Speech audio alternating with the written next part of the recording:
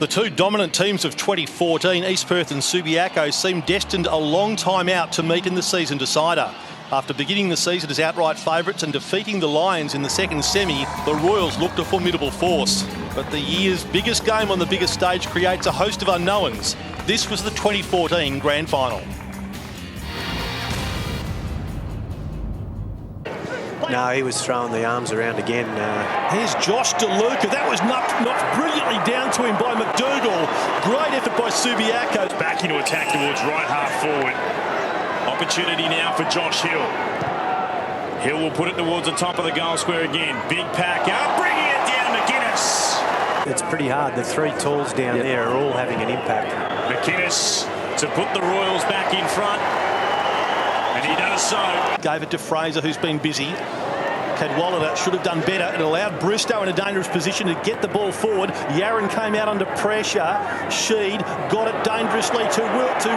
Wilson turned it over, gave it straight to George Hampson. He doesn't miss from there. Well, these are tough little kicks today on a day like today. There's the angle. He's a quality player, Smith. That brings the Royals fans to their feet on this wet and grey day. Any score will put Subiaco back in front. DeLuca, be hoping for the major opening. That's a terrific kick. They're back in front by a goal, the Lions.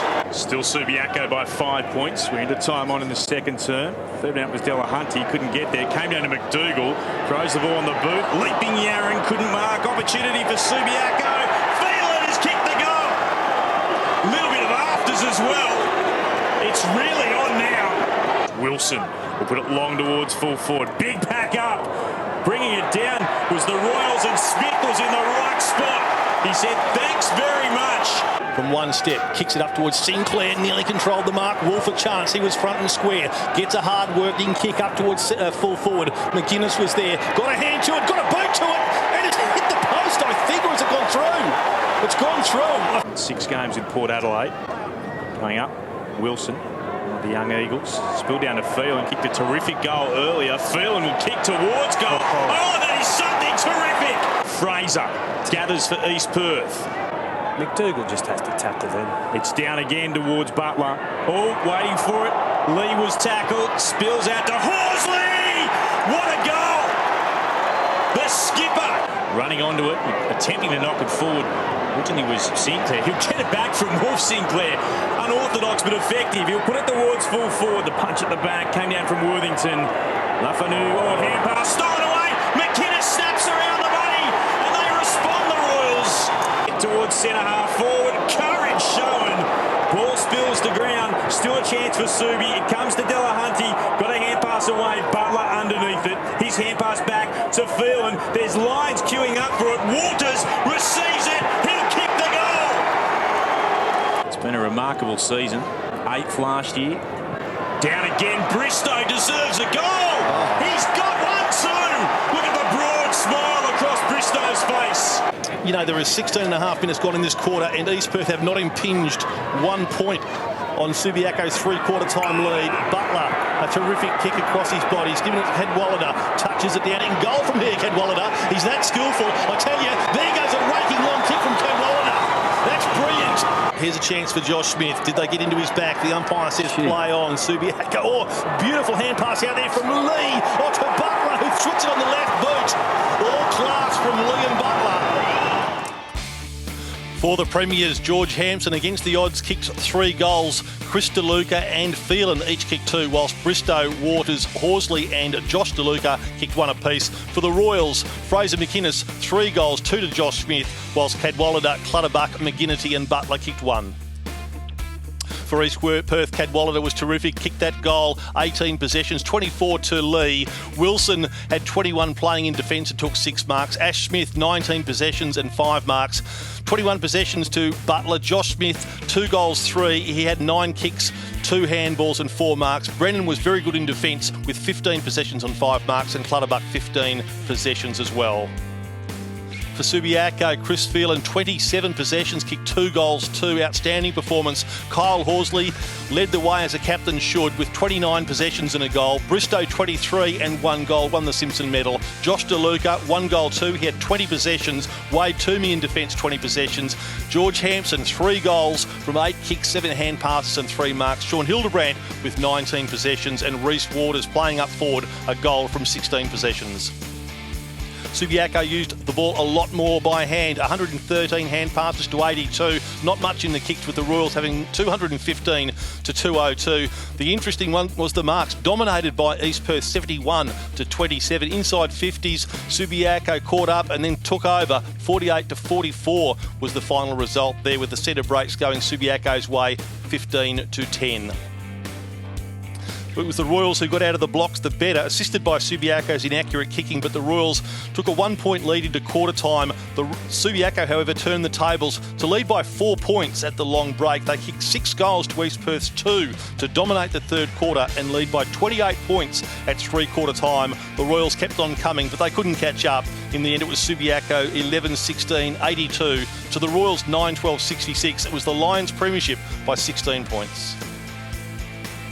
Oh, it did. I mean, that really hurt us that when they touched us up that first final, and from the second that siren went after that game, I just wanted another crack at them. And look, we just got there last week. It was hard work, and the way the guys performed today was unbelievable. So yeah, you're gonna enjoy it. They predicted the heavy rain and the windy conditions, but did you have any worry about that? Did you think it was going to suit you? Wasn't really sure. We haven't had too many wet days this year, so it was hard to get any gauge. I reckon whenever it's wet like this, it's just whoever wants it more, and I think the endeavour was there and can't be questioned, and yeah, we got the choggies. You also come in with 3 blokes that I suppose, missed a little bit of footy before the grand final today. They were under a bit of a cloud. It was probably a big risk for the players and for the coach, but Georgie stood up. Delahunty was fantastic, and the captain was fantastic once again. Yeah, look, I didn't know which way the coaches were going to go. We didn't really know till yesterday. And to see the ball in Georgie's hands a couple of times there, and he just put him for the middle, it just shows it was the right decision in the end. So, yeah. Mate, your game yourself was fantastic. You were in and under, you tackled, you did everything that was asked of you. Well done, and I know you well. You're going to enjoy the night. Absolutely. Thanks, mate. Well done, buddy. Yeah, with the winning captain, Kyle, how does it feel to be a premiership captain of the club you love? I can't explain it. I feel weak. I feel light. The euphoria is it's unbelievable. Just about got run over there, mate. Talk us through that last quarter. Did you feel like they were coming at you at some stage? Yeah, of course we did. They're a quality outfit with some quality people, some quality players. Cadwallader's goal, it's unbelievable to do that in the fourth quarter. It was incredible. So, we knew they'd come. We knew they'd keep coming. We just thought if we stuck to our structures and didn't go in our shell, we'd be able to get the result. Can you tell me about the dynamic between the group? What's the relationship like between the boys? The boys, I think you played at the club, Janice, you know yourself, mate. It's incredible. I left for 2 years, come back, and there was 40 new blokes in the club, but the culture that had been set in place is still exactly the same. They're all good fellas. It's to share this moment with them boys is something special. What do you got planned for the week, mate? A couple of quiet beers, mate. Relive the moment, I think. Enjoy. Cheers, mate. Thank you. Thanks very much, Phil. Jared, great win, mate.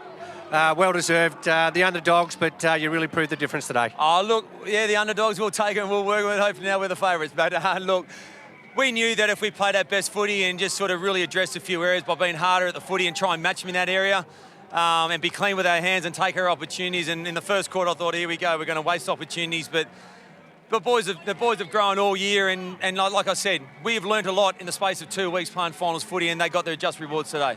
It was a pretty even first half before the break, but in the third quarter you must have said something to the boys, because they come up and they just really wanted to win, probably more than the opposition. I said a lot that they probably didn't even listen to because of all the blur, but it was about showing composure. We came in with a bit of momentum. I just wanted to relax the boys, compose themselves, and I mentioned one person or one name, and that was Barry Strack. Barry Strack's our property man, been there for 50-odd years. He hasn't been well over the last few years. Wants to spend a bit of time with his family. I just mentioned his name, and I said do it for him. Was there any risk in the back of your mind bringing in those 3 players that were injured, the week before? No, not really, because I made sure that they did everything right on the track, and they're honest guys, and I knew that they wouldn't put themselves before the team. George, we thought he had a quad, he ended up doing his hamstring and played through that. So for someone like him to play through a grade 1 hamstring after half time is a credit to himself as well. But at the end of the day, when you have 22 blokes just doing their bit, you get your rewards. Horsley, fantastic again. Bristow in and under, those guys that you really rely on. Feeling fantastic when he went through the middle as well, mate. Had a lot of stars and just a lot of guys that have been with the club a long time. Yeah, look, a couple of the unheralded ones, Fez probably goes unnoticed. I thought he was fantastic in the clearances. Young Jolie Latham, Frank Stockley, who didn't play in the second semi 2 weeks ago, he was fantastic. But look, I could probably go through them all. Worthington got better. Look, it's just exciting for our group. Disappointment for our reserves today, but we'll grow from them as a group and we'll enjoy this. Enjoy it tonight, definitely. What about your future, buddy? You want to go to the next level? It obviously makes it a little bit more attractive now that you've won a premiership. Look, that would be nice someday, but look, I've got a business, I've got a family that I love being around, and I love being around these boys. I want to try and win a few with these blokes first. Mate, what will you say to these boys now when you go in and chat to them? Let's enjoy the night, eh, boys? Beautiful. Good on you, Scully. See you, mate. Well done. So it will be a case of the Lion not sleeping tonight. They came into the grand finals as the underdogs, and it turned out to be the Subiaco Football Club 2014 premiers. Well done to Subiaco.